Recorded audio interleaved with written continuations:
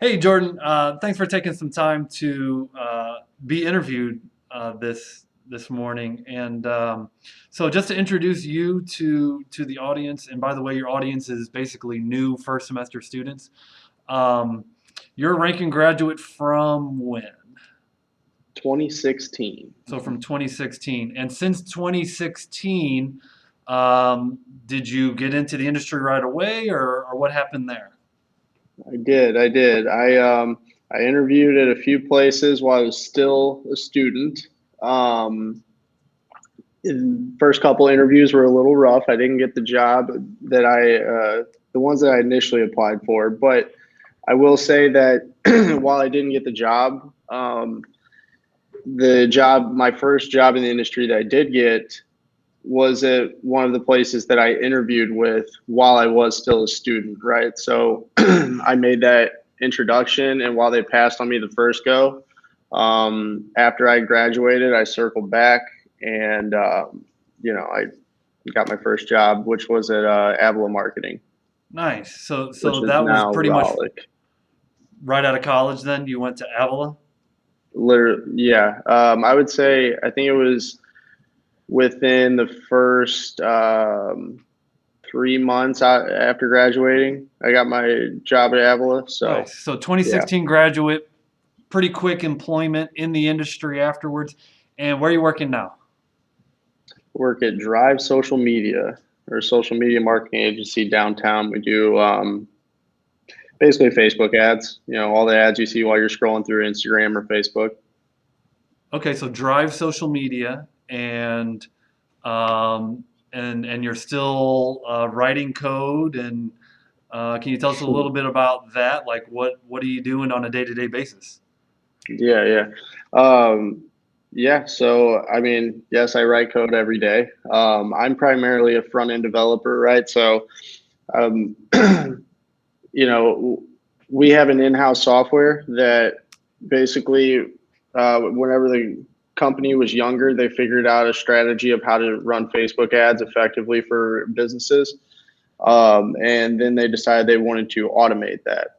So that's when they started hiring a dev team to, basically give clients dashboards and tools to make marketing on Facebook easier, right?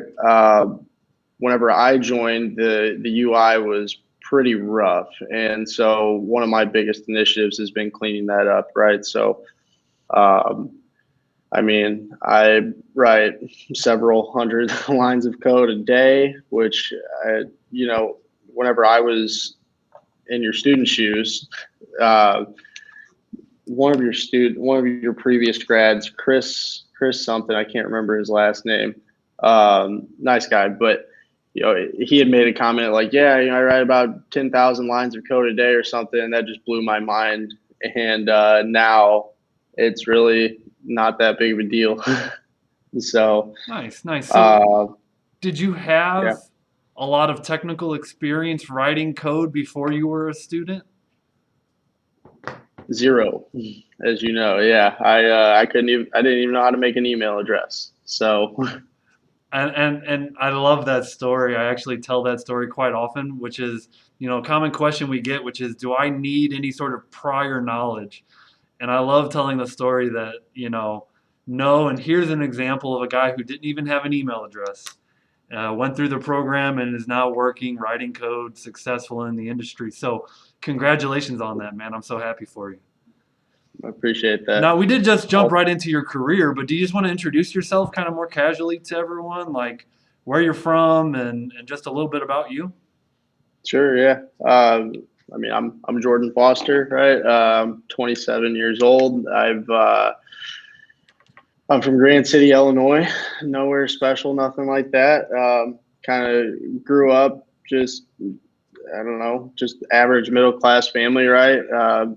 After high school, I didn't know what I wanted to do. So I did community college for about a year and a half. That really wasn't working out, and a friend of mine was going to Ranken, which led me there. Met Evan, basically was like, "Can I make good money in this?" And he's like, "Well, let me pull up some numbers." Pulled up some numbers, and I just kind of dove in head first.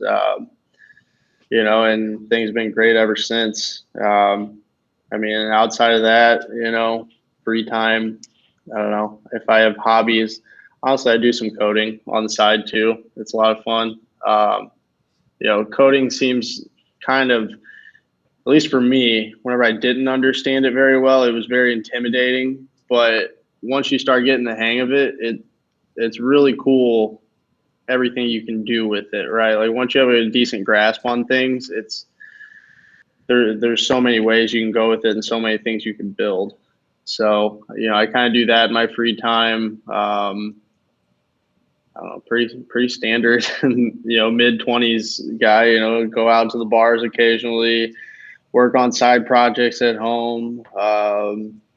Cards fan, Blues fan. I don't know. That's about it. Yeah, you're a big. You and Ben are both big into the auto And industry, cars. right? You're a big car guy. Yeah, cars as well. I don't know how I missed that one. Yeah, yeah, cool, cool. So you work downtown St. Louis, drive social media downtown. Um, I see that picture of the city in the backdrop. Uh, you told me you live downtown as well, right? Yeah, Uh, right in the heart, are right in the heart of you it. you're at home then right now, or you're not in the office, right? Correct. Do you work from home or do you work in the office? So we're like a hybrid type of setup, because basically my bosses, they still want us in the office sometime, because I will say, and I agree with this too. It's very easy to um, detach yourself from work and the people you're working with and the team that you're on and stuff if you never see those people, right? And that's kind of their philosophy too. So it's like, yes, we will give you guys the opportunity to work from home. We'll give you that freedom, but we still would like to bring the team together at least once, twice a week. So, Okay, yeah. So typically we're in the office Mondays and Fridays and work from home Tuesday, Wednesday, Thursday. nice, nice. And so you work downtown, you live downtown. How far is the commute? Well, I can see my office, so You can see your it's office one from city. your house. Yes, from my couch, I It can looks see pretty my bright. Are you office. looking out like a window? You got a good city view? Let's see the I city view. do, I do, I do. And So are you in like a my condo office down? Are you in like a condo here? right there. Did you No, it's just just point to your just a office? regular old apartment. Yeah, I did. Uh, if I can figure it out. Yeah, right there. That's funny. Yeah, yeah, it's a rough life. Is this a laptop that you're on right now? Can you take us on the balcony? Let's see what the balcony looks like. Sure, sure, yeah. So Excuse you lived in my Granite City. some of my. Did you move here when you got a job downtown? Uh, I moved here. Yeah, yeah, pretty much. Actually, I moved down here. It's a funny story. I moved down here a little bit before I got the job down here. So I was living here for about 3 or 4 months, and I'm friends with the CEO of my company, right? And so I was wanting to basically move on from Avila, and I reached out and I was like, hey, do you guys need any help? And so it's funny because it's kind of like it was meant to be. Yeah, I didn't even realize that they had an office right across the street, and lo and behold, I go to show up for the meeting, and I'm like, oh my god, like it's that building. Wow, that's awesome. So your commute is walking distance. I think you told me one time that sometimes you take a scooter to work. Yeah, I'll take the bird scooters, especially if I'm running late, because it's about a 90-second walk to work. But if I'm needing to speed it up, I can hop on a scooter and be there in about 20. So That's cool, man. So that buys you a minute. yeah, literally a whole minute, You cut your which commute in it's pretty. third. Yeah, which in your students, they know that 1 minute can really matter, right? That 1 minute can really matter. That 1 minute can definitely matter. So What advice would you give someone who's just starting out? Uh, I would say you don't have to, um, don't expect yourself to understand everything immediately. And that, um, that I feel like that's kind of like an obvious thing, right? But one of the biggest, I mean, like I was very stressed sometimes, right? Whenever I was learning all these different languages in your class. And it was because like it was so stressful and so frustrating because I just couldn't wrap my head around these concepts and I couldn't um like I didn't understand them all the way like inside and out, right? And with with this technology with coding, like there's so many layers to understanding, like to truly grasping 100% of a certain thing. um but the thing is, you really don't need to understand it inside and out. Like, yes, it's good, and yes, you should work towards that. But a lot of what, like, one thing that I've learned is, you know, I can just kind of take something at face value. I can understand, like, I can read documentation on like how a function works or how a component works, or there's these chunks of code out there on the internet that you'll copy and paste from Stack Overflow that you'll write yourself, functions from JavaScript that you'll use, things like that. And it's just like understand that these are just puzzle pieces and you're just trying to put this puzzle together. And it's, yes, you want to know like how that individual piece is built, but you know understand the puzzle, I guess, more so than being so focused on understanding the piece. I don't know. No, that does make sense. So it's like it's if I could try and help you out here, getting the job done is the puzzle. And so you might be taking these different puzzle pieces, and while you might not know how the individual piece is constructed, if you know how to use the piece to build the bigger puzzle, that's the objective, is to build the puzzle. Correct. Yeah. Because if I was like, make this form, right? And you're like, oh my God, like I don't even understand how this input are right. Like I don't understand how this input works. It's like you don't necessarily need to know that, right? You need to understand that this is an input that you can type something into, and you need to take that string of text and put that somewhere, right? Cool, And cool. then when they hit that button, you send it somewhere else. Yeah. It's like, and at least for me, it's like I just got so overwhelmed because I was like, God, I don't understand anything, right? Because there's so many layers to even that input. But it's like you don't, just try to understand the bigger picture. And also, you have to build it and expect it to break the first time. Like I don't understand anything until the third time I've done it, minimum, right? So like if I'm trying to build that form, I'll build it and it'll look terrible and it won't work right, and then I'll just delete it all. And then I'll build it one more time and I'm like, okay, now it's kind of making sense. And you just start uncovering, like dots start connecting themselves. And then like that third time I've done it, it's like, okay, now I get the bigger picture here. You don't see my students in my class right now, but I saw about six of them nod their head like, yeah, I get that. I feel that. Like they can relate. So even these students in this class who've been in class for all of 3 weeks, they understand what you're saying. So that's awesome. And another thing too, as far as like classwork and stuff goes, like I'll be the first to tell you, I was not the best student, right? Like I wasn't the one that went home and read every like I crammed the night before test versus doing all of my homework, because I'm assuming you still tell people, like it's expected that you're going to go home and you're going to work on these things every single night, et cetera, et cetera, et cetera, right? Like you're supposed to be doing a little bit of learning and a little bit of homework and stuff every night, but most people don't do that, right? Like I was still a kid in some regard when I was in your class. Like I went out and partied versus staying home and doing my homework sometimes. But I just want to say like that matters a whole lot, right?